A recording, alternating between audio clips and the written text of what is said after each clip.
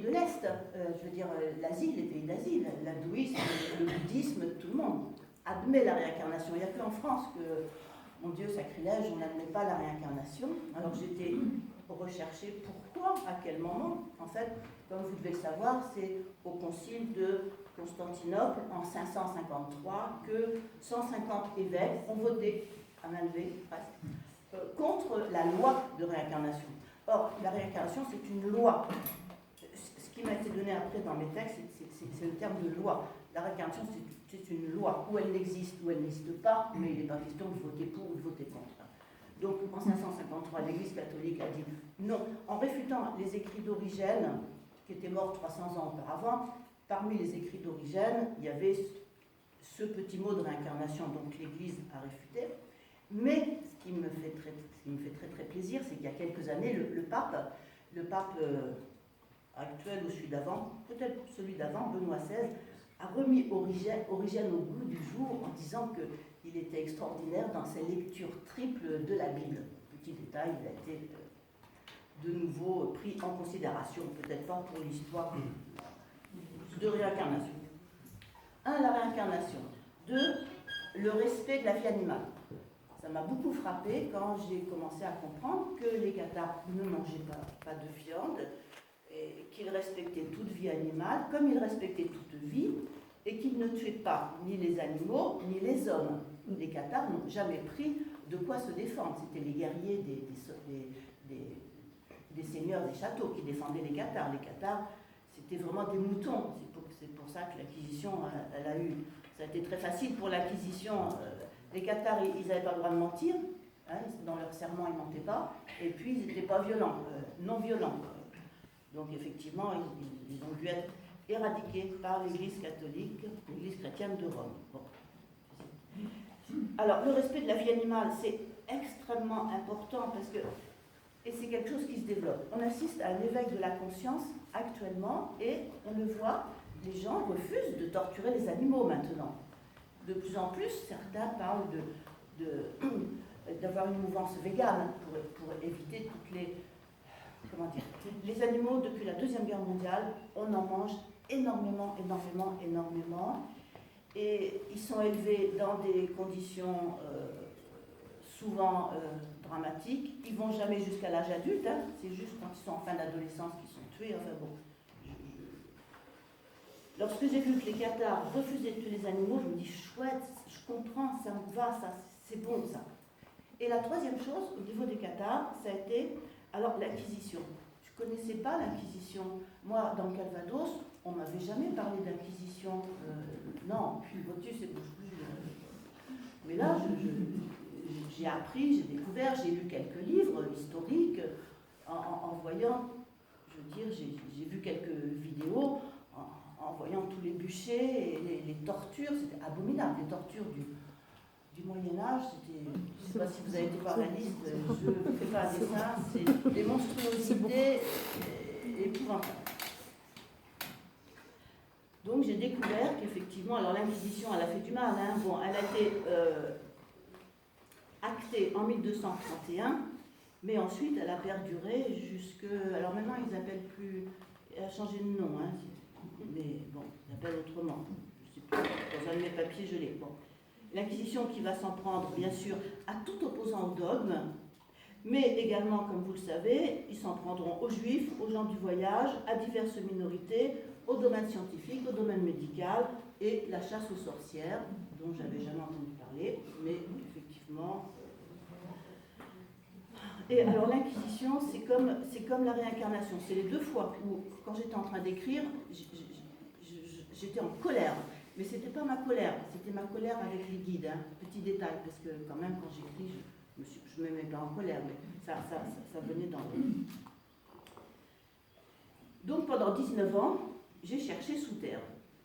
J'ai fait de la spéléo et puis rien ne se passait. Puis un beau jour, en 2009, une amie m'a dit, mais vas-y, utilise un pendule. Et il faut que tu apprennes, toi tu es en capacité de tirer les tarots, j'adorais les cartes, et de faire le pendule. Alors, j'ai pris un vieux pendule qui traînait dans mon tiroir, je me suis exercée comme j'ai pu, je lui ai appris le oui, le non, etc. Bref, 2 mois après, j'étais en capacité de recevoir des mots avec mon pendule, j'allais chercher des livres. Lorsque j'avais un bon livre, je l'ouvrais à la page des matières, je cherchais le chapitre. Quand j'avais le chapitre, je cherchais la page, puis je cherchais la ligne, première ligne, deuxième ligne, troisième ligne. Quand j'avais la ligne, je cherchais le mot, premier mot, deuxième mot, troisième mot. Et j'avais un mot. Et j'ai eu la première année 13 mots en 1 heure et demie, en vrac. Alors oui, c'est dans le désordre, mais c'est du vrac. C'est parce que l'intuition qui vient d'en haut, l'intuition qui vient d'en haut, c'est nous qui sommes filtres. C'est-à-dire que lorsque vous avez la claire connaissance qui vient, c'est vous qui êtes le traducteur. C'est vous qui êtes le traducteur avec les mots, avec vos phrases. Donc vous êtes nécessairement filtre. Et donc la canalisation, le channeling, comme on dit, n'est pas à 100% excellent. Donc j'avais des mots, et ensuite je les remettais dans l'ordre avec le pendule, et ensuite j'ai eu des petites phrases absolument extraordinaires. Je me suis dit, qu'est-ce que je fais de ça? Donc c'était en 2009. Donc tous les soirs, j'avais des petits textes, et c'est au bout de quelques mois, je me suis dit, mais voilà, les écrits de Montségur que j'ai cherchés sous terre, eh ben, je les avais sous les yeux. Et c'était tout à fait en accord avec l'ensemble de mes lectures, l'ensemble de mes pensées, et l'ensemble de tout ce que je savais sur le catharisme. C'est-à-dire, les premières communications parlaient de réincarnation, ils parlaient de... deux interdictions que j'ai eues. Là, j'ai actuellement plus de 1000 messages, et puis là, j'ai pas trop le temps. J'ai eu deux interdictions, parce que sinon, tous les messages sont positifs, pour ceux qui ont peut-être lu le livre. Un, il est interdit de verser le sang. Il est interdit de verser le sang, donc animal et humain. Et deux, les archanges sont intolérants concernant les secrets. Voilà. C'était les deux choses, c'est-à-dire que les secrets, c'est une conception très humaine qui fait beaucoup de mal, et donc il faut être le plus propre, ouvert, pur possible pour ne pas avoir à cacher des petits secrets. Donc mes premières communications ont eu lieu, qui parlaient de Dieu, de la création, d'espace quantique, de l'amour, des émotions, des animaux. Enfin, je veux dire, c'est très, très, très... Ah ben voilà, mon petit cahier. Donc j'ai des petits cahiers. Alors d'un côté, je mets les mots qui descendent, et de l'autre, eh ben, j'essaye des traductions en les raccordant comme je peux. Et à un moment donné, je sais que c'est juste. Et les deux fois où je me suis trompée, ils m'ont corrigé. Voilà, vous le verrez dans le deuxième livre, à tout hasard. Alors juste, je vous montre mes livres avant de continuer sur ce qui est très important. Alors, juste mes livres. Il y a 3 ans, donc les écrits de Montségur, prix littéraire de Mazamet il y a au mois de mai, je suis très fière, prix littéraire du conseil départemental du Tarn, parce que ça m'ouvre les portes des salons maintenant. Et le deuxième livre, paru au mois de mars, qui est plus orienté sur la transformation intérieure et transformation extérieure. Transformation intérieure, par exemple, lâcher prise, enfin. À chaque fois que quelqu'un fait un petit progrès dans l'éveil de sa conscience, eh bien, c'est énorme. Là, je vous donne ce que m'ont dit les êtres de la nature, parce que je vais me promener aussi à la rencontre des êtres de la nature avec des amis thérapeutes depuis quelques années, parce que dans le groupe où on est, il y en a qui les voient, qui les entendent, qui les touchent, et puis qui ont directement les mots donnés. Et nous dit que chaque petit pas en avant de la part de chacun, c'est éveil. C'est énorme. Chaque éveil de la conscience de l'être humain produit un éveil plus global au niveau de la Terre. Et là, je vais sûrement déborder. Là, c'est la transformation intérieure, transformation extérieure, parce qu'il y a des nouvelles énergies. Le terme énergie, j'espère que ça vous parle à tout le monde un petit peu. Énergie, spiritualité, il y a la matière, spiritualité, matière et énergie. Les énergies descendent sur le monde depuis, à mon avis, alors je parle, c'est moi qui parle, hein, je peux dire des bêtises, hein, vous pouvez ne pas être d'accord, hein, c'est mon avis. Alors depuis la Deuxième Guerre mondiale, mais avec l'électrification de la planète, puis en 90, il y a eu des accélérations. 90, 2000, 2010, 2012, 2016, 2019, il y a des accélérations. Donc il y a comment dire, alors il n'existe rien de matériel. Il n'existe rien, tout est fréquence, vibration, onde, même au niveau de la physique quantique, parce que j'ai eu des textes sur la physique quantique. Moi qui n'y connaissais rien, j'ai eu des textes sur la physique quantique dans mon 3e livre, vous les aurez.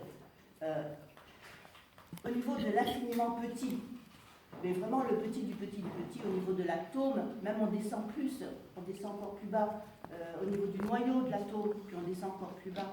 Au niveau plus petit, il n'y a pas un petit point, ce sont des cordelettes vibrantes. Donc tout est onde, vibration, et la matière, c'est de l'onde, et c'est une onde, une vibration qui est lente, qui s'est agglomérée, qui s'est tassée, si vous voulez. Et à l'autre extrémité, vous avez la spiritualité, avec, c'est pareil, des fréquences plus élevées, des dimensions plus élevées. C'est un tout. Les cathares, s'ils avaient, mon avis, je serais peut-être pas d'accord, les cathares, s'ils avaient séparé la matière de la spiritualité, et qu'ils étaient, c'est parce qu'ils ne connaissaient pas la notion d'énergie, parce que l'énergie relie matière et spiritualité. Pour moi, la spiritualité, c'est de l'énergie, pas exactement, parce que dans les dimensions invisibles, il y a du bon et du mauvais. Dans les êtres conscients de l'au-delà, il y a du bon et il y a du mauvais, comme vous le savez. Donc le bien et le mal, il est présent, hélas, sur Terre, plus que sur d'autres planètes. Ça, c'est encore autre chose. La planète Terre, elle est très particulière. La planète Terre, c'est la planète du libre arbitre. C'est là où on fait des expérimentations profondes pour aller vers l'amour. C'est la planète de l'amour. Je suis désolée, il y a d'autres planètes qui ont magnifié d'autres vertus, mais la planète Terre, c'est la planète qui a comme directive de magnifier l'amour. Parce que l'essence de notre âme, et ça c'est les textes, ah ben voilà, il est là, le texte, voilà. Sur l'incarnation, ce que j'ai, exemple, l'incarnation accorde des vies précieuses et sacrées afin que l'âme mène des existences successives. Dans son essence, elle est amour parfait. Le but de l'âme est de se libérer, de s'accorder avec ce qui est spirituel, de s'en imprégner et de s'éveiller au ciel. Donc nous n'avons qu'une vie avec notre état civil. Hein. Moi, en tant que femme, avec mon nom, j'ai qu'une seule vie. Mais c'est mon âme. Là, après la mort, c'est un transfert de conscience. J'en parle dans mon 2e livre parce que j'ai eu les mots. J'ai eu les mots conscience, transfert. La mort est un transfert de conscience. Moi, j'ai appris, au niveau de l'enseignement global, j'ai appris avec les petits textes qui m'ont été donnés. Donc les premiers textes parlaient de la loi de réincarnation, donc en accord avec ce que dit le catharisme. Et tout de suite, j'ai eu, ça m'a fait très drôle, nouvelle définition de Dieu. Bon, alors que dans mes livres, il y avait le mot Dieu. Hein, les guides pouvaient aller piocher le mot Dieu, c'était facile. Non, il fallait qu'ils trouvent à chaque fois un autre ensemble de mots ou un autre mot. Alors, Dieu, mes premiers textes, Dieu est soleil. Ça y est, le soleil, mais c'est pour les tribus qui adoraient le soleil, comme les Incas. Où est-ce que je suis? Qu'est-ce qui se passe? Non, soleil, source, vie, amour, lumière. En fait, tout est vie et tout est conscience. Et le fait qu'il y ait eu toujours ces nouvelles définitions de Dieu, et que Dieu soit vie, et que Dieu soit beaucoup plus nommé comme énergie, là, on peut comprendre que Dieu peut être un peu en nous, parce que la vie est en nous. La vie est en nous. L'énergie est en nous. Donc à partir du moment où on comprend que Dieu, c'est pas les figures de l'Ancien Testament avec à côté de soi quelqu'un d'inimaginable qui surveille tout ce que vous faites, je veux dire, ça c'est les anciennes conceptions catholiques, désolé, hein, Dieu est à côté. Non, eh bien, avec ces nouvelles définitions, Dieu est en nous et partout, parce que la vie passe en nous, parce que l'amour passe en nous, parce que la lumière passe en nous, mais il y a à la fois aussi, on a une part du divin en nous. J'ai beaucoup aimé la définition dans le livre de Crillon, les 12 couches de l'ADN, le livre de Lewis Carroll. À l'intérieur de chaque être humain, je vous dis parce que pour moi ça colle trop à tout ce que je reçois, à la naissance est imprimé dans notre ADN, que dans mon livre je vais parler de l'ADN, mon deuxième livre. J'étais la première surprise, à chaque fois que je mettais les mots les uns à la queue de l'autre et que je trouvais la phrase, c'est extraordinaire. Donc ils m'ont parlé de l'ADN alors à la naissance est imprimé dans notre ADN l'hérédité de la biologie de nos parents, classique, les empreintes karmiques, donc par rapport à avant, des empreintes astrologiques liées au jour de la naissance, bien sûr, et les annales akashiques complètes de l'ensemble de vos incarnations sur cette planète, et il y en a une multitude, et le caractère sacré de Dieu tel que le représente votre soi supérieur. C'est-à-dire que pour Crillon, dans l'être humain, il y a cette aspiration vers la divinité en soi. Et comme ça allait tout, donc je vous dis.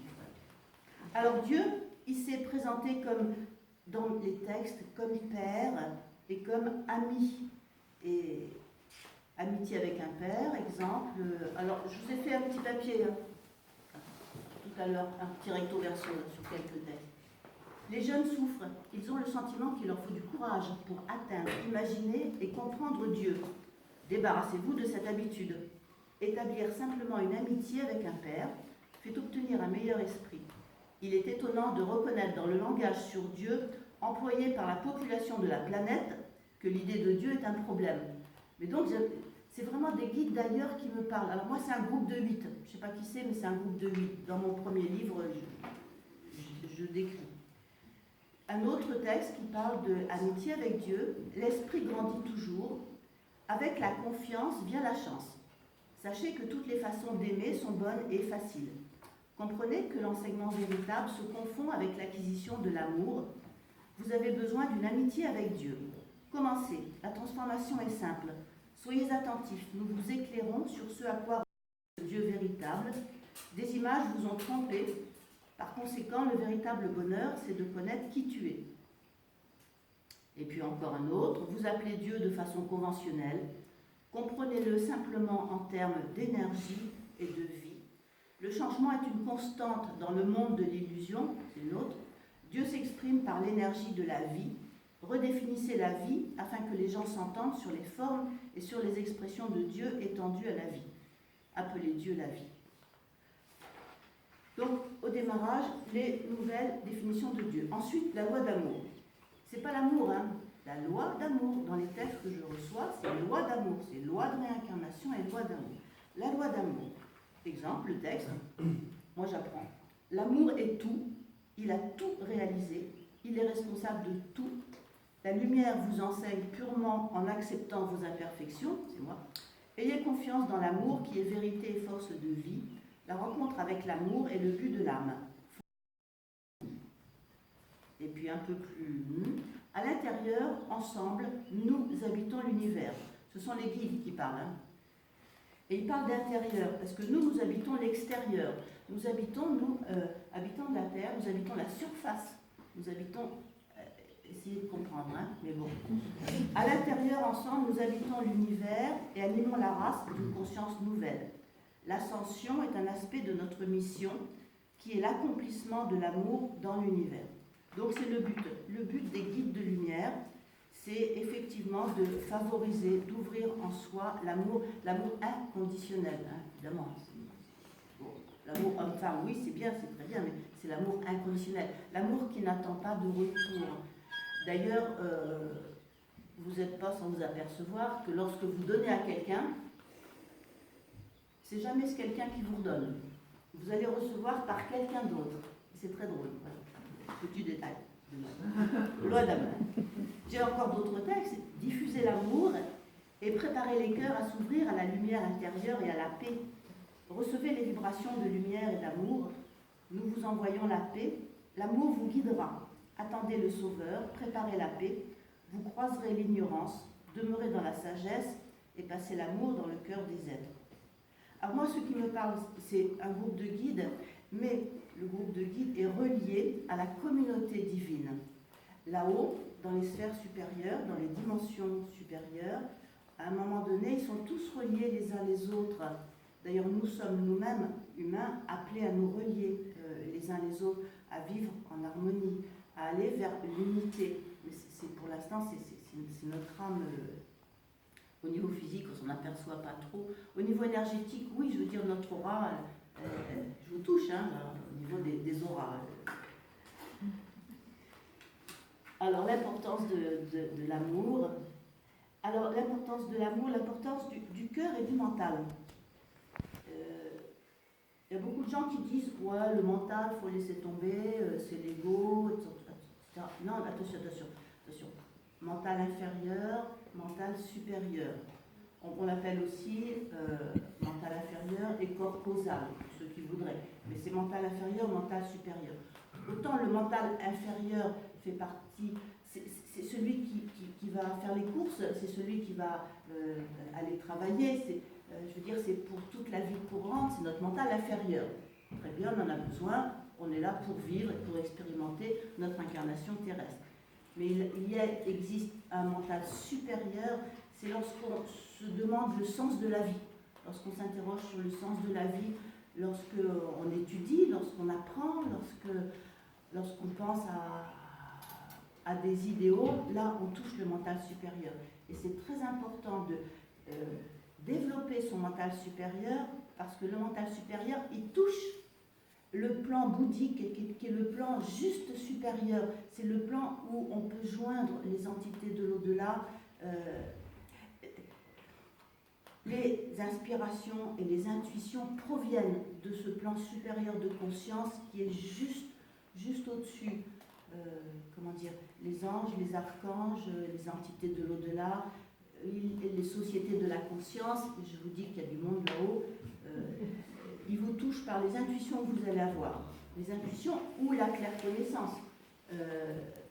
La claire-connaissance, ça veut dire tout d'un coup, vous avez une pensée qui surgit dans votre mental.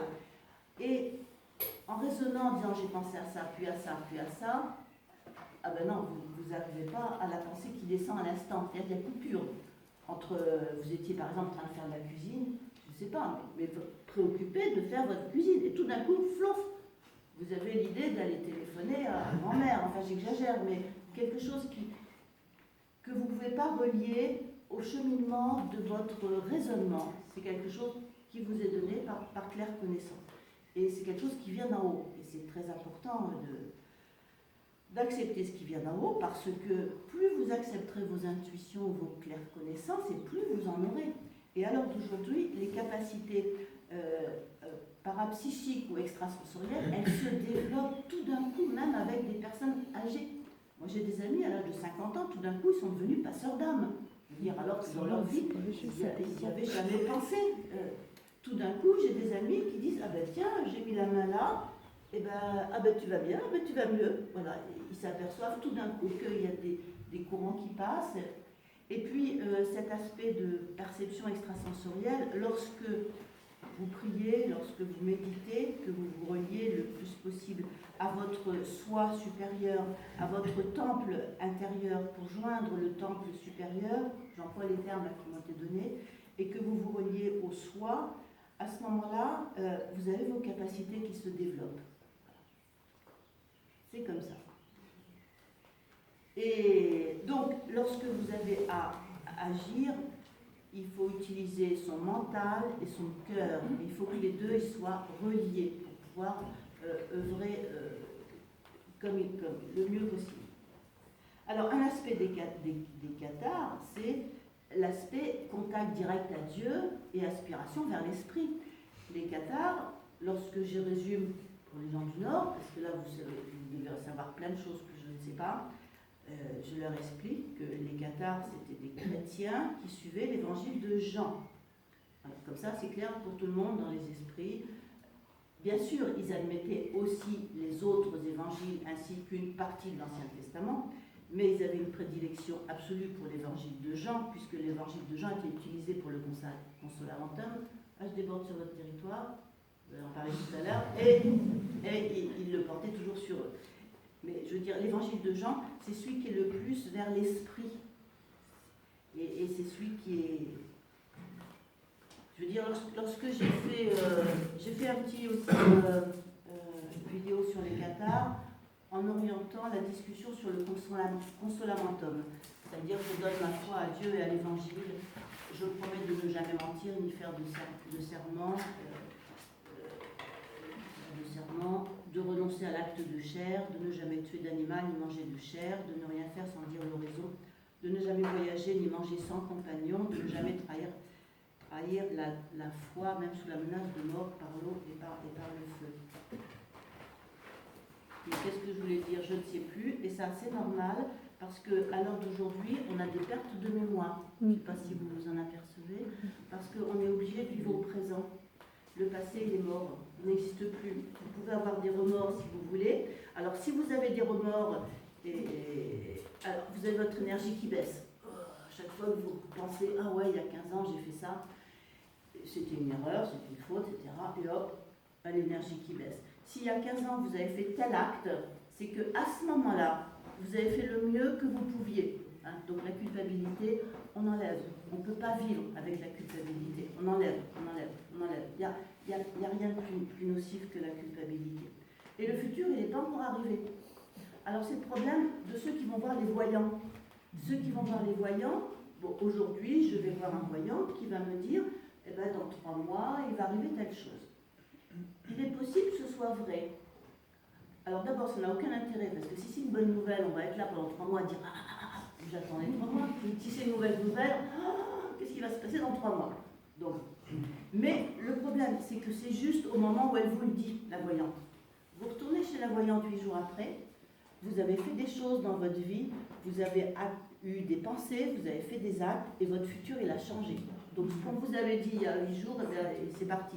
D'ailleurs, les prophéties, petit plaisir, les prophéties négatives, comme celle de Nostradamus, ou comme celle de la Vierge Marie, elles sont finies, elles n'existent plus, c'est fini.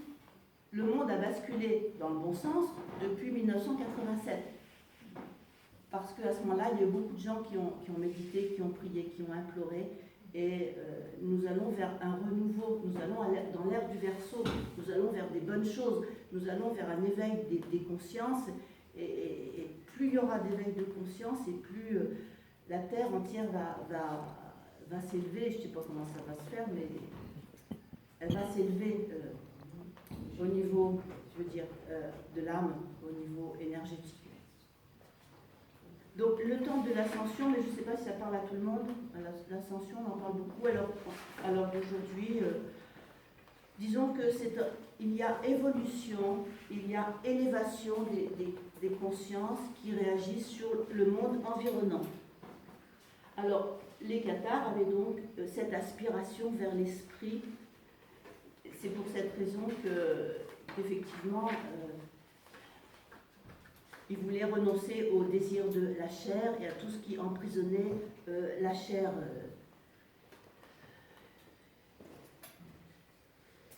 Alors, j'ai un petit mot sur le catharisme a pris naissance d'un esprit chrétien.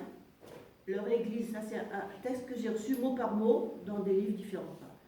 Le catharisme a pris naissance d'un esprit chrétien. Leur église s'est développée en s'appuyant sur une somme d'ouvrages existants tels que les synoptiques du Christ. Leur croyance est empruntée au Bogomil et s'appuie sur une base orale catholique. Ils recherchaient la nature du bien, la vérité éternelle et la Trinité qui est Dieu à perpétuité. Donc les cathares, c'était des érudits, petit détail en passant, qui ont cherché des réponses à leurs questions et qui ont été les chercher partout. Ils avaient une lecture critique de la Bible et des évangiles et ça n'a pas plu effectivement à l'église chrétienne de Rome en place. Mais les cathares ont été chercher des réponses partout et effectivement ont profité du courant gnostique, de tous les courants manichéens, polycyniens, esséniens, ariens, etc. La religion, alors oui, c'était très drôle dans les écrits que j'ai reçus. À un moment donné, ils m'ont donné le mot église. Je ne comprenais pas. Les églises, c'est nous. C'est nous, c'est chacun. Chacun doit devenir sa propre église en allant piocher, bien sûr, dans ce que vous connaissez. et de ce qui vous convient le plus au niveau des religions révélées ou autres, mais chacun doit faire à sa sauce, on va dire, et devenir. La religion, pour moi, c'est l'aspect horizontal, c'est l'aspect un groupe d'hommes qui suit les mêmes croyances, les mêmes valeurs, les mêmes rites, les mêmes sacrements, les mêmes prières. C'est l'aspect communautaire de liaison avec un groupe d'hommes.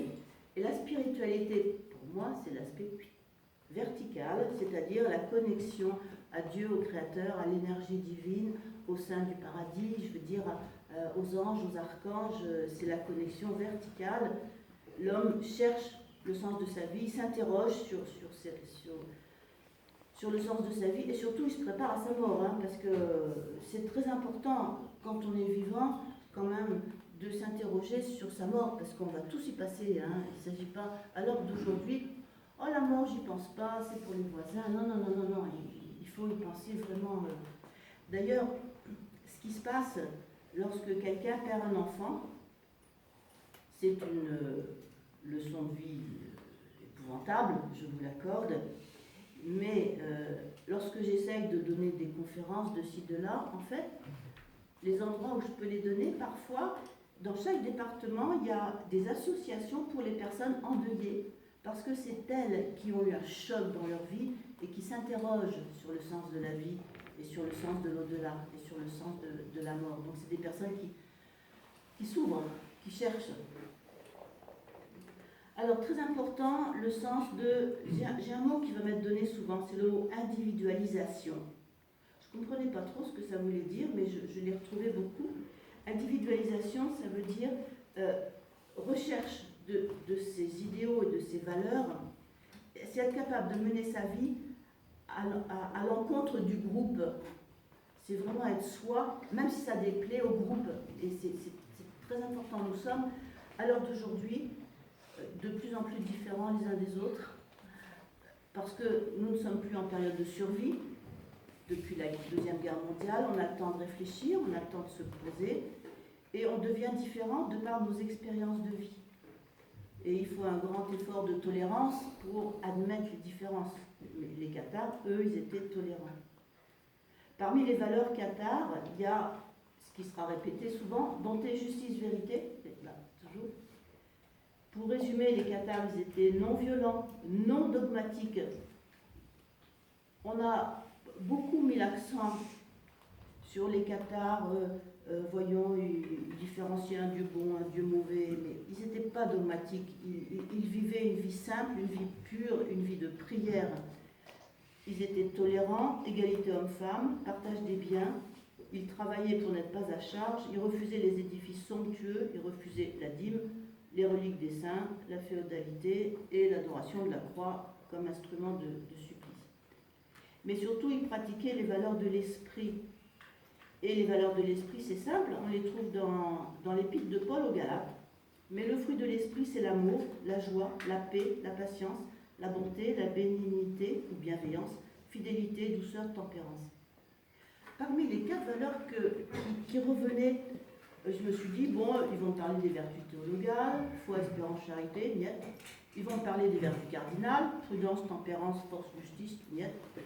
J'ai eu 4 valeurs qui revenaient sans cesse. 1, l'amour, comme vous pouvez vous en douter. La première loi d'amour. 2, la joie.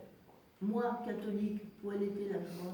Elle n'était pas là. Elle était dans la pénitence, la joie des catholiques. Bon, je sais peut-être que je vais choquer certains, mais la joie, faites, quand vous êtes dans la joie, je ne parle pas du bonheur, je parle de la joie. La joie vient de soi.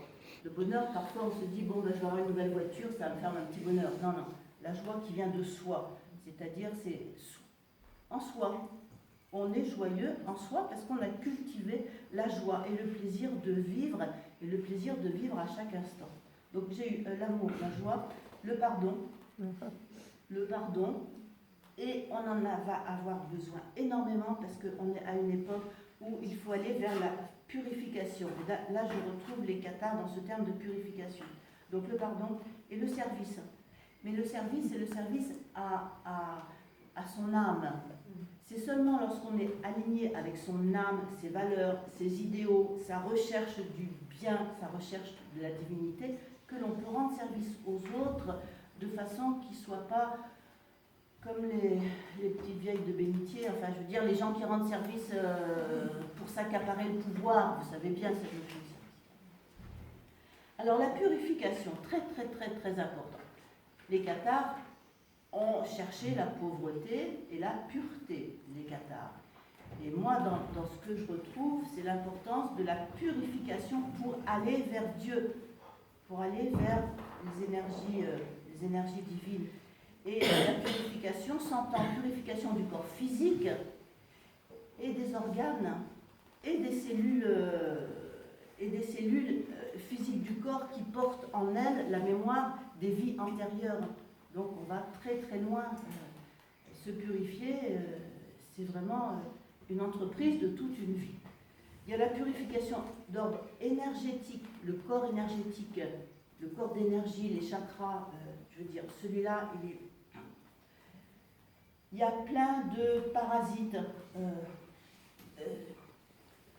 qui viennent des choses négatives. Parfois, il peut y avoir aussi un défunt qui vous colle à la peau. Il y a plein de choses négatives qui vous collent autour de vous. Vous n'en apercevez pas, mais tout d'un coup, il baisse votre énergie. Voilà, c'est une question de baisser l'énergie. Donc ce corps-là, il a besoin d'être nettoyé. Il y a le corps émotionnel. Le corps émotionnel, donc j'en parle dans mon premier livre, très important de canaliser, apaiser ses émotions. Parce que si on est toujours tout feu, tout flamme, comme je vois dans tous les à la télévision, toutes les séries, alors là, c'est incroyable, là. Je veux dire, ils se font du mal avec tout ça, mais le niveau émotionnel doit être apaisé, sinon ça va sur les organes du corps. Et les organes du corps, on va tous tomber malades si on n'apaise pas ses émotions. Et il faut apaiser le mental avec la technique de méditation. Lorsque vous avez une pensée négative qui vous suit toute la journée, parce qu'il y a un problème, donc on doit faire face au problème. Donc dans la journée, j'ai telle problématique, je vais savoir comment je vais faire. Bon, je vais téléphoner, etc. etc. On essaye de régler la problématique parce qu'on est là face à un problème. Parfait. Oui, mais à 9h du soir, on ne peut plus rien faire à 9h du soir avec cette problématique-là. On ne va pas rien faire avancer. À 9h du soir, cette problématique-là, stop. Stop, si on a l'habitude de méditer et l'habitude de contrôler le mental, on est capable de, voilà, pour l'instant, on va penser à autre chose et développer une pensée positive, créatrice. Parce que les pensées positives, c'est elles qui vont attirer petit à petit des bonnes choses autour de vous. On ne se rend pas compte, mais les pensées, d'abord les pensées, elles ont une force, elles deviennent des formes pensées, puis elles deviennent des égrégores, mais elles ont une force. Il m'a été dit dans les textes que les pensées pieuses montent vers Dieu dans l'univers divin. Il l'appelle l'éther. Dans mes textes, c'est l'éther, l'univers divin, pour ensuite redescendre sur d'autres. Donc l'importance de la prière, c'est pas du bluff. La prière est une réalité énergétique aussi tangible que la matière. Dans les mondes des dimensions supérieures, je veux dire, les pensées, elles se promènent, elles agissent. Mais on ne réalise pas, on se dit, bon, j'ai pensé à ça, mais c'est fini, on n'en parle plus. Non, non, la pensée, elle se promène toute seule, elle continue son petit chemin toute seule. Donc, c'est important d'avoir des pensées positives. Important de se purifier. Là, par exemple, j'ai eu ce texte pour montrer qu'il faut se détacher de... Encore moins 10. En servant, les disciples et les initiés atteignent le logos planétaire. Oui, ils ne peuvent pas dire Dieu, donc les guides m'ont mis le logos planétaire. Tout comme les esclaves qui portaient des entraves, les individus sont attachés et marchent dans l'existence avec des nœuds coulants. D'accord ? Donc quand on est trop orienté sur le matériel, on colle à la terre. Le problème, c'est que quand vous allez mourir, vous allez encore coller à la terre et vous allez vous embêter, parce que vous n'allez pas être capable de monter dans la lumière comme tout le monde. Vous allez un petit peu passer un certain temps à coller des personnes, à coller des lieux, ou à vous remémorer tout ce qui s'est mal passé.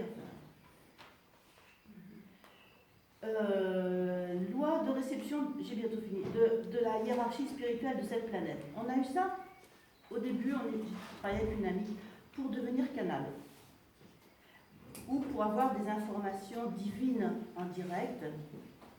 Il y a quatre notions de base J'ai été la première surprise. Ne consommer que des aliments purs, pas de viande, hein, grosso modo, hein, donc le plus possible de légumes, fruits, laitage aussi, hein, comme Saint-Tite de Garde. Réduisez votre état de stress, contrôler, apaiser les émotions. On ne peut pas recevoir le divin ou être sensible aux énergies de la nature si on est complètement comme ça. Renoncer aux anciennes convictions, c'est très important. Évoluer. Lorsque vous apprenez quelque chose de nouveau, lorsque votre expérience vous incite à transformer vos anciennes croyances, transformez-les. Hein, renoncez aux anciennes convictions. Allez de l'avant. On est dans un monde qui bouge. On est le monde de l'illusion, en ce sens que tout bouge, mais il faut aller de l'avant. Et puis, bien sûr, soyez dans la fréquence de l'amour et de la compassion. Donc, aimez-vous les uns les autres. La planète, c'est l'apprentissage de l'amour. Les cathares priaient. Les cathares avaient une vie de pure et ils priaient. Nous, à l'heure d'aujourd'hui, oui, la prière, certains prient, mais d'autres méditent. On peut faire les deux. Hein. J'ai les deux textes d'ailleurs, je vous le dis. Hein. Les Elohim cités par la Kabbale, c'est mes guides qui vont piocher ces mots-là, j'y suis pour rien moi. Hein. Les Elohim cités par la Kabbale, donc les créateurs, démontrent que les prières, la pauvreté, le fait de suivre les principales instructions du Nouveau Testament et d'être disciple des évangiles consacrent de bonnes existences et représentent la consécration de l'être. Il est sage de commémorer la crucifixion. La prière est une force. Lorsqu'elle est au service de la lumière, elle manifeste un rayonnement, signifie une direction et pose l'équilibre. La prière a pour fruit la compassion, espère en l'amour et amène la pratique des concepts de la loi. Tel est le but de toute vie humaine.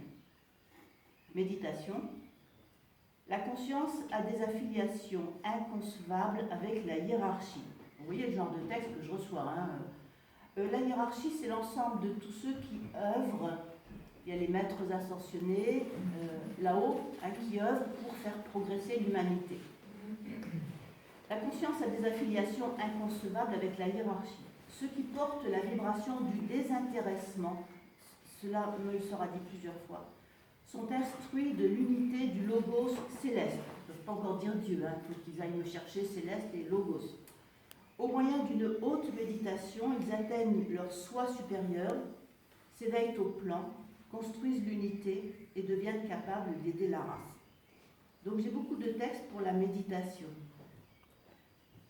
Et je vais bientôt terminer. L'apparition du catharisme a dérangé. Un pouvoir alchimiste fait évoluer et devenir initié. Il fait comprendre la lumière et devenir cathare. Il enracine dans les êtres les fondations du temple voué à l'esprit. Le divin transforme les humains et les fait naître spirituellement. C'est l'avènement de la première alliance. Cette image a produit de bouleversants prophètes et messagers. Donc on est tous appelés à devenir cathares. C'est pour ça que j'ai un petit texte extraordinaire de Monique Mathieu. Vous savez, Monique Mathieu, vous savez ce qu'elle dit sur les cathares. Là, je vous lis, mais j'ai fini, je vous rassure tout de suite. Les cathares. Là, je pense que c'est celui-là. Sur les cathares, mon dernier texte.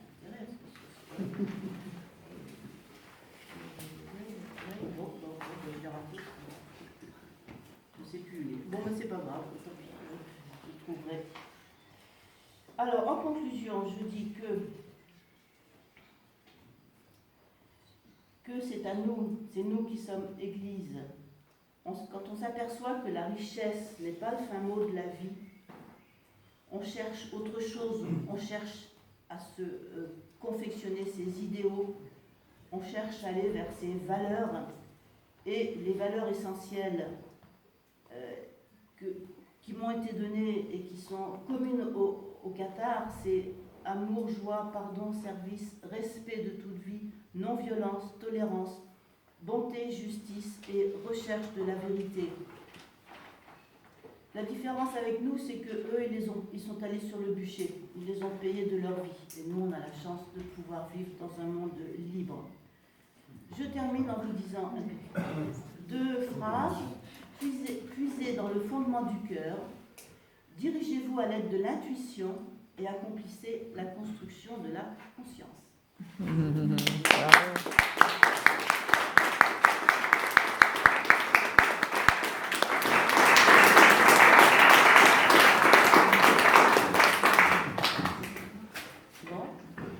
Alors, si vous avez des questions. D'autres questions, mais alors après, j'ai mes livres là, si vous souhaitez, on peut discuter. Ou si